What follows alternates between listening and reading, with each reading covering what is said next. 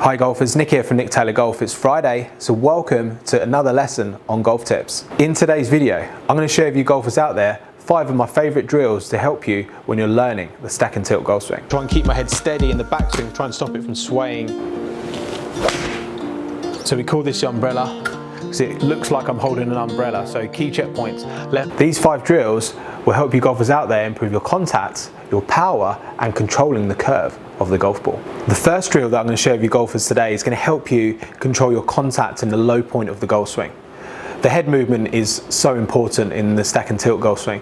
If you're swaying your head around, you're going to make it very difficult for yourself to control that low point. So behind me here, I have a really cool training aid set up. You'll see here I have a golf bag with an alignment rod sticking out and a foam noodle just to put in position to place my head. So we're going to hit some shots here, and you can see here how I've set this up. The idea is that we just have something there resting against our head to keep our head steady in the golf swing. So when I set up to this golf ball here, this foam noodle is just resting against the right side of my head. This is a really good drill to help you if you're swaying your head in the backswing.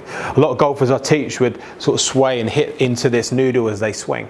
So having something there as a guide will help you keep your head centered in the backswing. Now you can position this however you like. You can have it on the left side of your head if you tend to lean too much in towards the target, and you can have it on the right side if you tend to sway too much away. You could even place it on your forehead to keep your head steady throughout the golf swing and stop it from dropping down, which is quite a common question. A lot of golfers are asking, how do they stop dipping in the golf swing? So I'm going to hit a shot here. We're going to take a look at my swing from a couple of different angles, but let's first of all place this on the right side of my head. I'm going to try and stop and try and keep my head steady in the backswing, try and stop it from swaying. I just want to show you golfers here from the face-on view. If you're videoing your golf swing, I want to show you some checkpoints to look for with the head position. If you don't have a way to set something like this up, even if you can get someone to just hold a club against your right ear, obviously standing at a safe distance, or a noodle would be even better. It just gives you that feeling of not swaying to the right in the backswing or even into the downswing. Now the key checkpoint for the finish position is to actually be moving forward towards the target.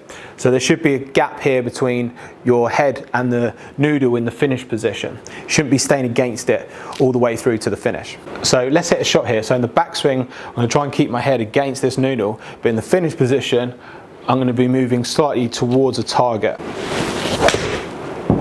As you can see there in the finish, I've moved a few inches towards the target with my head position. I haven't kept it against that noodle all the way through into the finish. The next training aid is one of my favourites. This is called the Tour Striker Smart Ball. Very simple, easy training aid to use, and one of the most effective. You place the Tour Striker over your neck, and then you place the ball between the arms. You see this being used by some of the best golfers in the world. The idea of the Tour Striker Smart Ball is to try and keep your arms the same distance apart throughout the course of the golf swing. One of the biggest issues I see are golfers that start flexing the arms in the backswing and then the ball would fall out. That also affects the way the wrists work. So if you start flexing these arms, this starts to break down your wrist position, can make it very hard to create power and hit the golf ball consistently. Golfers that start flexing the arms, they're pulling the club away from the ground. It's very hard then to strike the ground in the correct spot. The best golfers will keep the structure of their arms all the way through. Now, I'm not asking you to keep your arms dead straight all the way through the golf swing, but the point being that you're not bending and flexing these elbows and pulling them apart. If you're able to hit shots keeping this ball here, you're going to control the low point of the swing, which is one of the key areas in hitting the golf ball consistently. So keeping these arms straight, not pulling the elbows apart, is going to help you control that low point. Some golfers that I teach actually have sort of manufactured their own version of this, just with a ball between their arms, and it's a great way to practice. If you're able to keep this ball there, it's going to help you keep the club on plane. It's going to stop you from flexing, losing the angles in your wrist. So if you can keep this here throughout the course of the swing, you're really going to improve your technique. Let's give it a go. Try and keep that ball there throughout the course of my golf swing. Okay, felt pretty solid hit. Just a little draw. So if you can hit shots using this training aid or something similar, it's really going to improve your ball striking. The third training aid I have here is the Tour Striker Plane Station. This is one of my most used training aids, and it's great for golfers to train their swing path, whether they're slicing or overdrawing. There's different settings that you can place here on the playing station, and you get these little rods that stick in, or you can use alignment sticks. So I'm going to show you golfers out there how to set this up if you slice the golf ball. So I have the Tour Striker playing station here next to the mat here. If you're using one of these at home, you place the rod for an iron. Around about 55 is the good one to use, and you'll see how this angles up from the golf ball. The next thing I do is just angle the noodle. There's a hole in the noodle here. Just place it down the rod, and this will set you a good obstacle to help with your swing path. The important thing when you're using the noodle here is to get this angled on your right shoulder when you've got the camera in line with your hands. This is the checkpoint. This is going to help you keep that club path inside and stop you from coming over the top. If you slice the golf ball, this is one of the best training aids to use. So I've got this angled on the right shoulder at 55, and I'm just going to make some swings to start with, because for you golfers out, this might be difficult to use at first if you slice the golf ball. Keys to look for would be to make sure you turn, make sure the knee flex changes. That's going to help you swing underneath the noodle. So when you feel like you're ready and you've made some practice swings and you're missing the noodle, then I'd suggest placing the ball there. You might want to just make some slower swings to begin with. Keep that club working around on the inside. It's going to definitely stop you from coming over the top and slicing. Okay, so that felt pretty good. So having this noodle there, for me, it's something I'm quite used to. So I'll swing a little bit from the inside anyway, but this is a really great training aid if you slice the golf ball. Just one more point on the noodle here, because some of you might not have access to a Tour Striker playing station, but if you do practice and you've got some way of angling a noodle or alignment stick just angled on your right shoulder, it's a really great way to practice to develop that feel that you need. This next drill is one of my favorite drills for golfers that overdraw the golf ball and pull their shots to the left. One of the most common things I see are golfers that overdraw and pull the shots to the left. They end up swinging too much out to the right and have the club face closing at quite a fast rate, and that tends to create pull draws to the left. So one of my favorite drills for this is to help straighten out the swing into the ball and also take off that curve to the left. So this is going to focus a little bit on the club path, but also the club face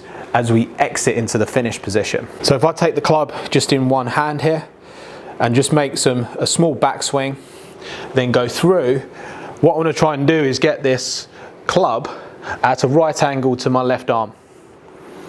So as I go through, I'm keeping the left arm low, the club face is pointing back towards the camera, there's roughly a 90-degree angle there. So we call this the umbrella, because it looks like I'm holding an umbrella. So key checkpoints: left arm's parallel, 90-degree with the wrist bend between the forearm and the shaft, with the club face pointing back towards that camera. Once you practice that with one hand, you can then start to incorporate two hands. So the key is, as I hit the golf ball, I'm not raising the handle and my arms aren't getting disconnected as I swing through. They're staying on my chest, moving around to the left, staying on these grid lines, and the club face is not excessively rolling or closing as it goes through. If you take a look at the swing from this angle, golfers that overdraw, they tend to raise this handle and close the face as it goes through, and the club will tend to move too much out to the right and be closed to the swing path.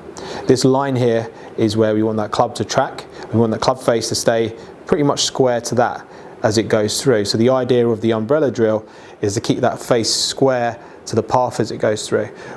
We don't want to shift the path too much out to the right and have the face excessively closing to the path. That's going to cause that ball to start left and overdraw. So having the umbrella drill will keep that face more open to this swing path line as you go through. So let's give this shot a go. I'm expecting this face to stay more open, the ball to go higher, and the swing direction pretty straight into the ball. If I can get into that finish with the umbrella as I go through. Okay, pretty close. And that was a pretty straight shot. Definitely went higher, definitely didn't overdraw. So if you're overdrawing the golf ball, try and feel the umbrella and that'll take the curve off it. One of my favorite drills to help with the low point and moving the weight better into the finish is a very simple drill. And all you're going to need for this drill is a water bottle. If you place the water bottle just on the outside of your right heel here, the idea is that as you move through it, you're getting the correct movement with the right foot.